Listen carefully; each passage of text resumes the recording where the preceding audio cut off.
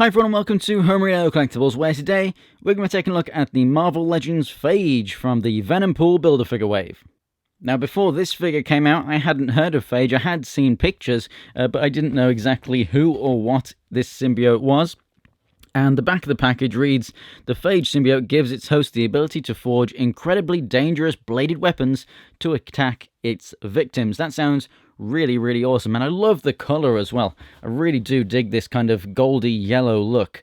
Really fantastic, very menacing looking symbiote. Now, as for all the other figures in the wave, I've already done Carnage, and the rest will shortly follow. So, for now, let's go ahead and crack this thing open and take a closer look.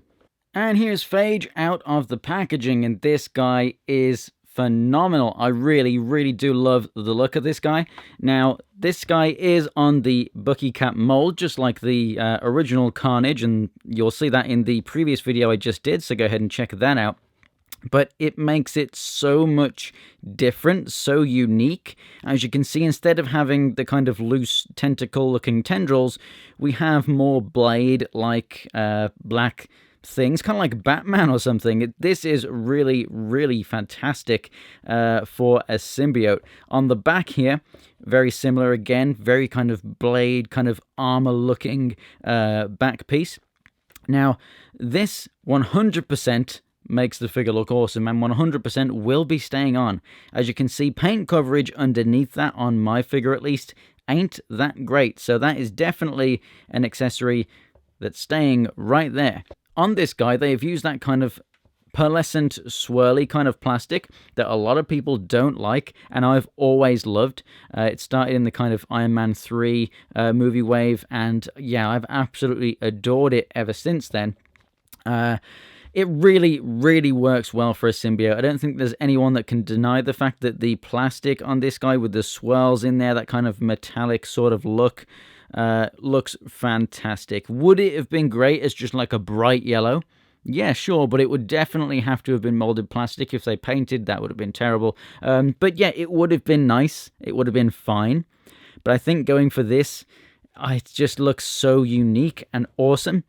So let's go ahead and just bring the camera up a little bit, because we are kind of cutting its head off there. The head looks fantastic. The mold is awesome. Really nice long teeth. And they have actually painted the teeth a normal, like, tooth color, which I really do like. I love the look of this guy's mouth.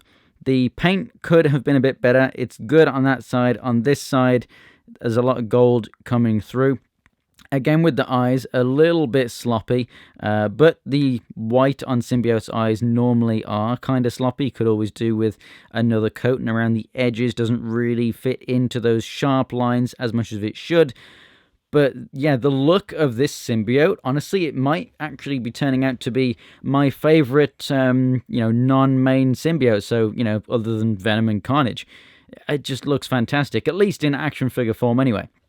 Now, we do actually have one more accessory with this guy, and that is this big blade thing. So you just go ahead and pull one of the hands off, just like so. And then we're going to peg this in right there. Now, there's no other articulation when this is in, other than it just kind of swiveling around. But that looks fantastic. I don't think I'm going to display him with this. It is a very unique weapon. I don't know, it looks kind of strange. It looks more like a stabby thing right at the end here, but all of this is just, I don't know, it's a very strange looking thing. It almost looks like it should be a gun, not a blade. I think if it was a bit more sword-like, it would have been a little bit better. It is very different to something like, Carnage's axe or something like that, which is awesome, but I definitely do prefer him just with the hand, but I'll leave this on there.